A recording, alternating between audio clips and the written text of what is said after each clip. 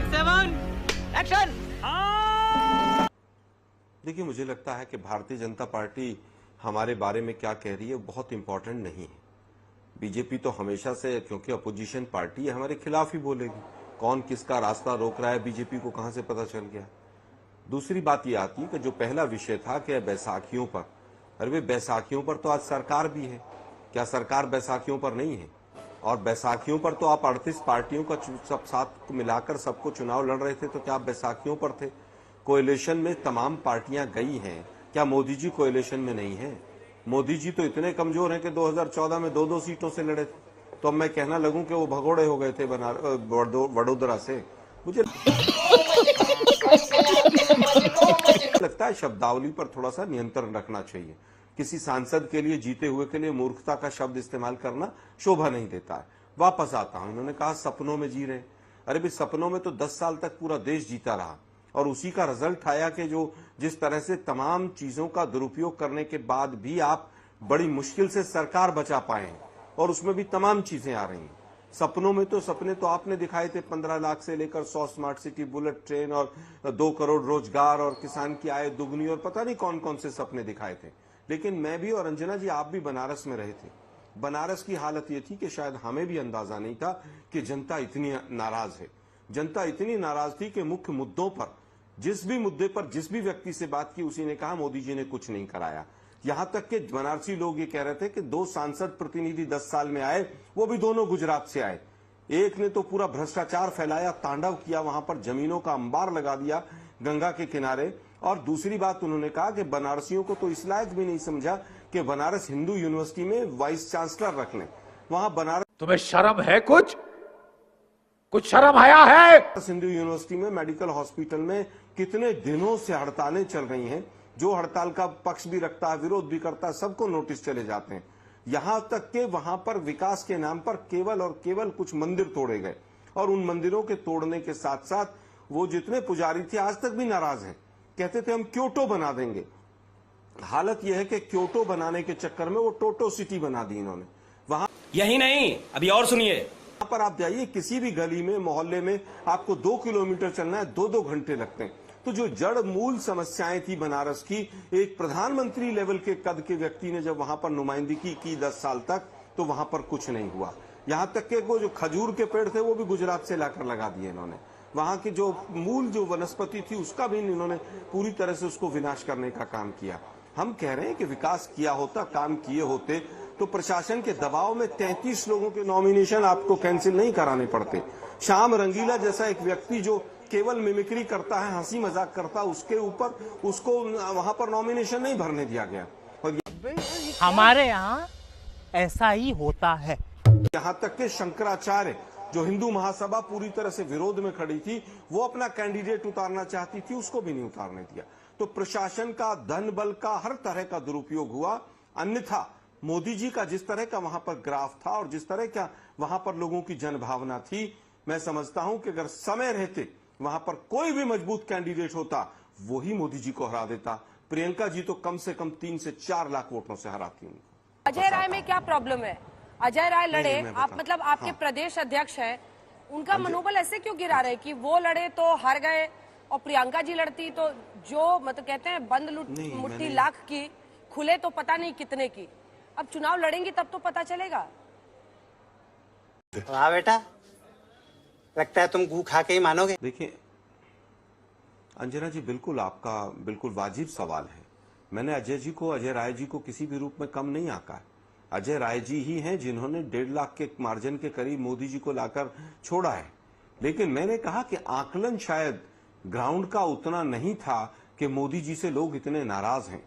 पहले तो सब लोग कहते थे कि मोदी जी जहां से चुनाव लड़ेंगे चारों तरफ की सीटें जीत जाएंगे। आज उल्टा हो गया है। बनारस के चारों तरफ के कैंडिडेट कह रहे हैं कि मोदी जी हमारे ऊपर लायबिलिटी बन गए, मोदी जी की वजह से सब हम हार गए। क्योंकि बनारस केंद्र बिंदु था और बनारस में मोदी जी की बहुत भयंकर नकारात्मकता थी और इसी नकारात्मकता की वजह से हम चारों तरफ हार गए। अब अजय राय जी के ऊपर आता हूं मैं। अजय राय जी ने, क्योंकि पूरे प्रदेश में 17 सीटों पर थी, चुनाव लड़ रहे थे वो, मुझे लगता मैं केवल ये कहना चाहूंगा 17 सीटों पर चुनाव लड़वाना एक प्रदेश अध्यक्ष के लिए और अपनी सीट पर फोकस करना, दोनों में फर्क होता है। अगर उनको भी 2-3 महीने पहले कह दिया जाता कि तो केवल प्रियंका आपको जी बनारस कैसे पर ही फोकस करती? वो करना तो है। रायबरेली में अभी भारत फोकस कर जोड़ो रही यात्रा थी। पर फोकस कर रहे थे। आलोक जी, प्रियंका जी भी तो अमेठी रायबरेली पे मुझे फोकस लगता करी है थी। 10 रायबरेली दिन तो में उन्होंने नहीं, वहां पर कर्नाटक कैंप में भी। किया जाकर राहुल मैं गांधी फिर को कहूंगा। जिताने के लिए।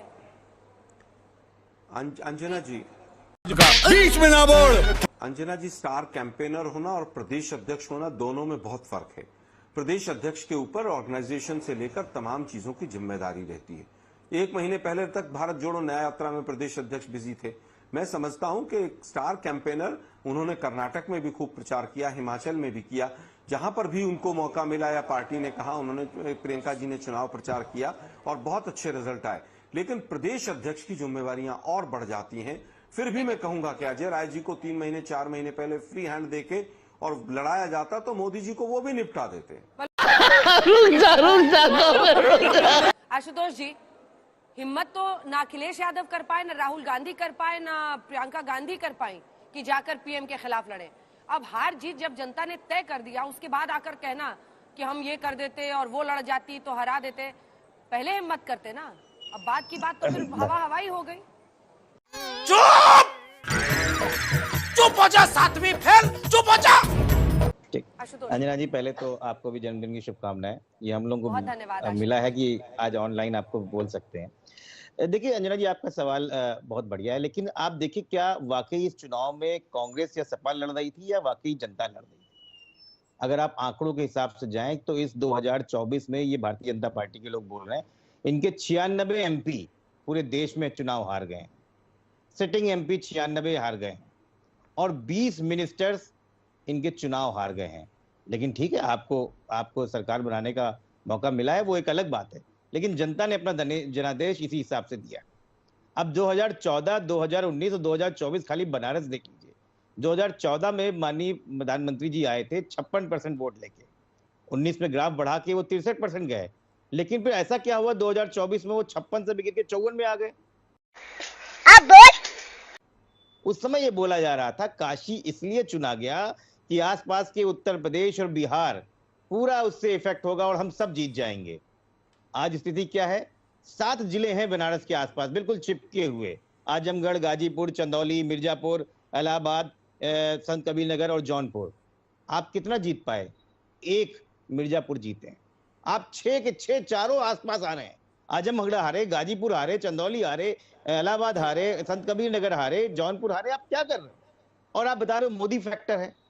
मैं आपको बताऊं 5 विधानसभाएं हैं, उसमें से एक ऐसी विधानसभा है वाराणसी साउथ दक्षिण।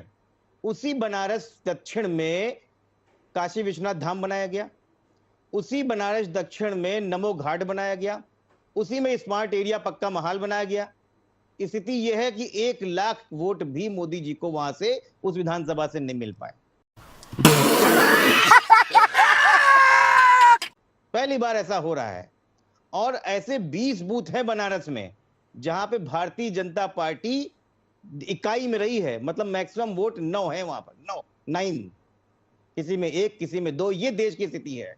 और 180 बूथ ऐसे हैं, जफर इस्लाम साहब जाके देखिएगा, जिसमें आप दहाई में पहुंच पाए हैं और आप बता रहे हैं कि बिल्कुल चमत्कार कर दिया। स्थितियों को समझिए। जहां आपके 5 विधायक आपके हैं, 17 में भी है और 22 में भी हैं, वहां आप बुरी तरह के पराजित हुए हैं। और ये मैं उन बूथों को बता रहा हूं जो अर्बन हैं, जो शहरी हैं। गांव में रोहनिया और सेवापुरी को स्थिति देख लीजिएगा तो आपको शर्म आ जाएगी कि यहां स्थिति प्रधानमंत्री लड़ रहे हैं जो अनडिफेटेबल, अनविंसिबल आदमी थे।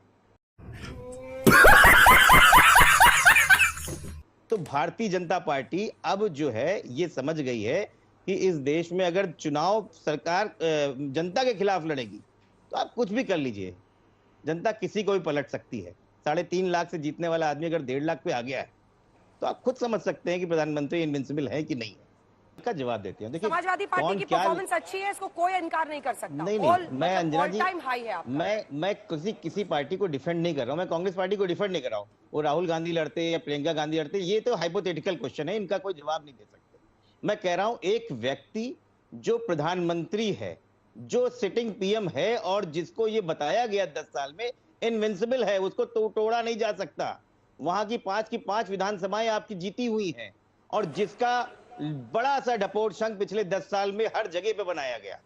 अगर वो 3.5 लाख से घट के 1.5 लाख पे आता है तो जनता ने और मतदाताओं ने अपना हिसाब दे दिया। और मैंने बताया कि ये जो झूठा प्रोपेगेंडा बनाया गया है कि इनकी वजह से आसपास जो असर होता है वो भी उनको समझ में आ गया है।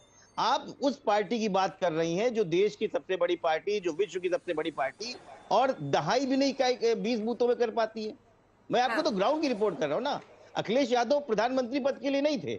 अखिलेश यादव के लिए जो कन्नौज सीट थी वो पहले से मुश्किल हो चुकी थी। अगर आप उसको देखें, उसका परिसीमन बदला है, लेकिन उसके बावजूद वो 1.5 लाख सीट से हारे हैं। और वो अकेले व्यक्ति हैं जिन्होंने पूरे उत्तर प्रदेश में 100 के करीब जनसभाएं की हैं, पूरा संगठन संभाला है।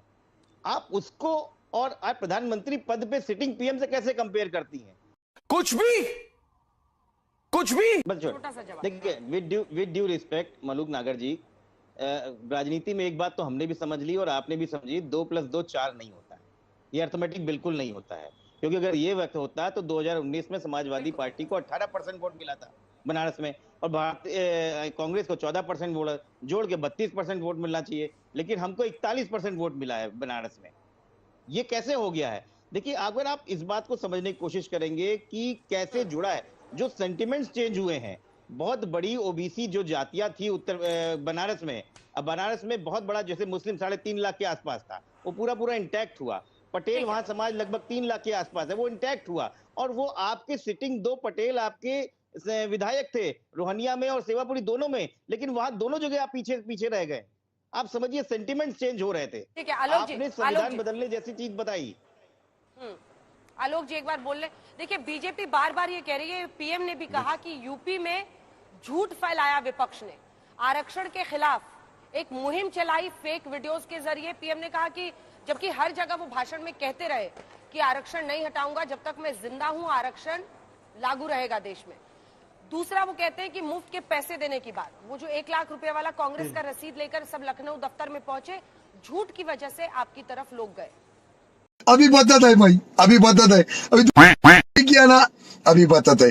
हमने कभी किसी मैनिफेस्टो का जनता जानती भी है। कुछ भाजपा के द्वारा प्रायोजित लोगों को भेज दिया जाए तो इसका मतलब नहीं है कि जनता बाकी सब जो है वो समझ नहीं रही थी। हमारी सरकार आती तो स्वाभाविक है हम जरूर करते उस काम को, और जनता इस बात को जानती है। दूसरी बात यह है कि झूठ तो सबसे ज्यादा मोदी जी ने फैलाया इस पूरे देश के अंदर, चाहे वो हिंदू मुस्लिम करने में हो, चाहे मैनिफेस्टो को लेकर हो। मतलब देश के प्रधानमंत्री मछली से शुरू हुए और मुजरे तक पहुंच गए और आरोप दूसरों पर लगाए जा रहे हैं। देश के प्रधानमंत्री के झूठ और अहंकार को देश समझ चुका है, इसीलिए बनारस में उनकी जो अभी जीत भी है वो पराजय से भी खराब है।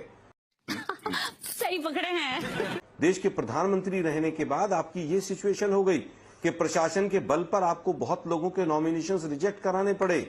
हार से भी बदतर सिचुएशन है। पिछले 10 दिन से 15 दिन से मां गंगा का नाम सुनाई नहीं दिया है। अब बात आती है कि किसने झूठ फैलाया कि हम लोग इसमें संविधान में परिवर्तन करेंगे और 2/3 बहुमत चाहिए, 400 सीट चाहिए। ये हमारे स्टेटमेंट तो नहीं थे। अयोध्या के सांसद लल्लू सिंह जी ने क्या क्या कहा और राजस्थान में मुख्यमंत्री और उप मुख्यमंत्री और एक सांसद प्रतिनिधि ने क्या क्या कहा, वो पूरे देश ने देखा है। तो मुझे लगता है कि बीजेपी ने जो असली मंशा थी वो देश के सामने आ गई। अब मलूक भाई भी बड़ी बड़ी बातें कर रहे हैं। अभी 5 साल तक वो मायावती जी के बारे में माला जपते थे इसी टीवी चैनल पर बैठकर, उसी पार्टी को छोड़कर चले गए। अब वो मोदी जी कर रहे हैं। Emotional damn it. खैर कोई बात रही होगी। 5 साल आप सांसद रहे, आपने काम किया या नहीं किया, आपको तो लड़ना चाहिए था। चाहे बसपा से लड़ते चाहे इंडिपेंडेंट लड़ते, जनता तय करती है आपको कितनी वोट मिली। दूसरी चीज, आप एक पूर्व मुख्यमंत्री तब भी बैटिंग करते थे मोदी जी के लिए। ये तो फ्री स्टाइल बैटिंग करते थे आलोक जी, अगर आपको याद हो। नहीं, वो तो बैटिंग करते करते ही तो मायावती जी, अंजना जी, ये बैटिंग करने वाले सब चले गए, इनके सबके बल्ले टूट गए।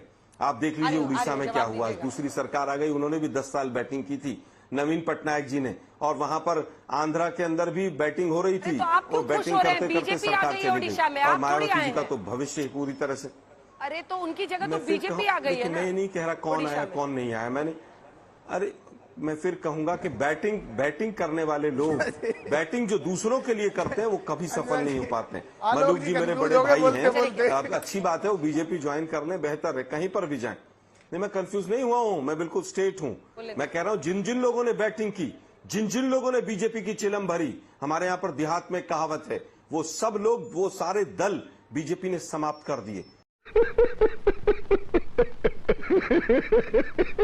खत्म, bye bye, tata, good bye.